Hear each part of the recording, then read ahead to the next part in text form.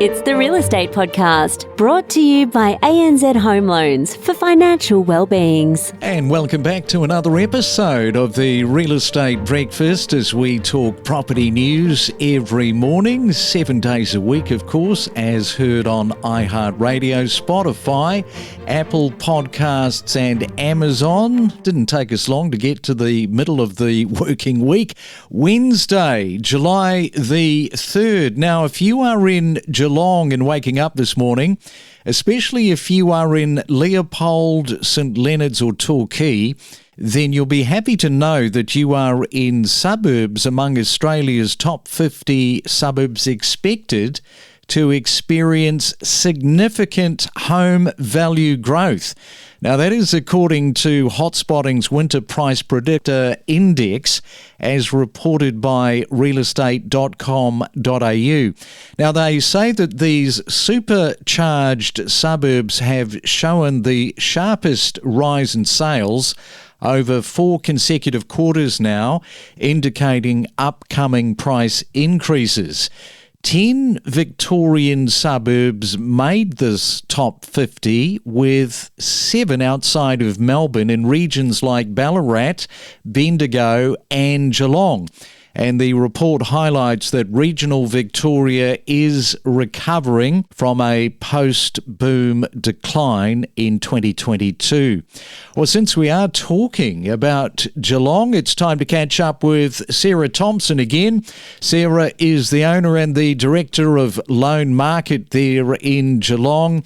And welcome back, Sarah, to the Real Estate Breakfast. How are you getting on with those colder mornings for you now that we're sort of getting into deeper winter conditions? Oh, hi, Craig. Thanks for having me. Gosh, it's been a cold snap here, that's for sure. It's a bit hard to get used to yet. You know, some people say it's warmer outside than it is inside if some of these houses that don't have any insulation, which has got to be pretty brutal. Correct. Well, we're actually in a very old, I think it's an 1850s building, so it takes a while to warm up every day.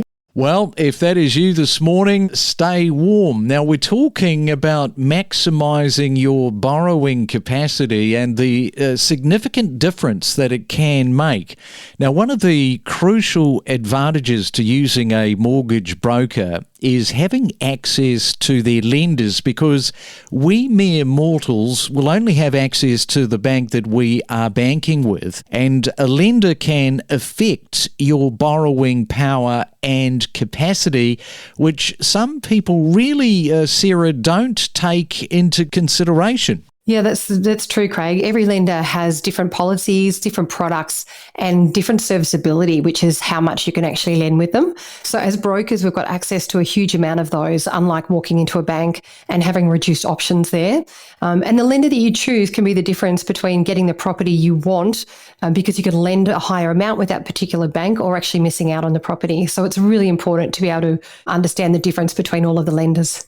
Yeah, I'm always constantly amazed at just how many people just don't use mortgage brokers. Particularly, I think, people that have bought their first property, maybe they're on their second or third, and they just stay with this loyalty with their bank. And tell you what, you know, there's no such thing as loyalty when it comes to a good rate, right? 100%. That's so true. So, and also as brokers, that, you know, you can project manage clients, whether it's their first, second, third property, you know, without charging fees. And again, we've got access to so many banks, and it's a free service too. So sometimes we go, why wouldn't you use it? 70% of all loans, or over 70% now, are going through the broker channel. Yeah. And I mean, the good thing is that the broker has all that information on file. Well, we have been talking already about the beginning of the financial year. Now, you might be at home or in the car this morning thinking, yeah, so what does that mean for my borrowing capacity? Sarah, you probably have some answers around this. Yeah, we've actually been waiting for the 1st of July to kick in because of the tax thresholds that have changed, which means essentially clients would have more surplus funds, whether that's going towards debt or not. We don't know yet, but it actually means for borrowing power that extra surplus or disposable income potentially can be used towards debt, which means that people can lend more as of today. Just a question, you might not know the answer to this one, but when you're doing your financials, can you present sort of a half year sort of forecast on your salary if you get your accountant to do that? A lot of accountants will do a 6-monthly forecast or interims for them. We are talking to Sarah there in Geelong. We'll come back, we'll talk more about this in just a moment. We dive deep into topics like buying, selling, investing, and maximising your property's value. From mortgage advice to the latest property data, your real estate journey starts here. And since we are talking about borrowing capacity, the Stage 3 tax cuts, which are effective from this month, is going to boost a buyer's borrowing capacity. With a home buyer earning $100,000 annually, that will see a $2,179 tax cut, increasing borrowing power by $25,000, while a $150,000 earner is going to save around $3,700, boosting borrowing capacity by about $37,000. So there you go. That was effective from July 1, a couple of days ago. We are more than just a real estate podcast. Follow each week all of the main talking points and know your property. And right now it's time for another 30-second property tip. We are catching up with Brett in Brisbane. And good morning to you, Brett. What have you got for us this morning? Good morning, Craig. I'm thinking today about sellers who wonder whether they should have a building and pest inspection done before they put their property on the market. And I have a couple of clear categories about how that might be. If the house is a total renovator, my view is not to, because the buyers will want to do the work themselves because they'll want their own building and pest inspection. But if the house is in beautiful condition, I always encourage it. But the thing is, nobody wants live pests. Nobody wants termites. So even if you choose not to have a building inspection, make sure you have a pest inspection that guarantees there's no activity on the house. So that might help with some people wondering what to do. And it is a Real Estate Wednesday. We are talking to Sarah Thompson in Geelong, all things mortgages this morning. And when you decide to save up for a home deposit, there is an untold amount of things that you need to get in place.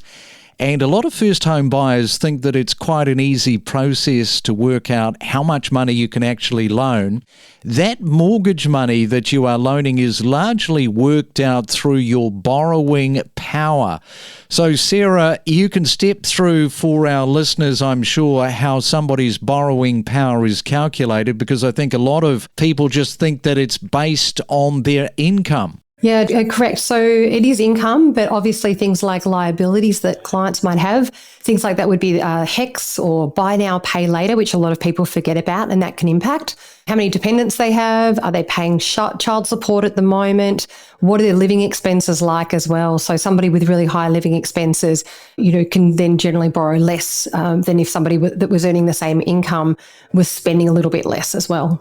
Okay, so you have been told what your borrowing capacity is, and it will either make you cry or you'll be doing backward somersaults. So if you have gone for a mortgage and your borrowing capacity isn't great, the good news is, Sarah, you can give out some of the pointers in the right direction on how somebody can increase their borrowing capacity. Yeah, there's actually lots of things that you can do to increase that capacity. So you could reduce your credit card limits or close them down, pay down personal debt.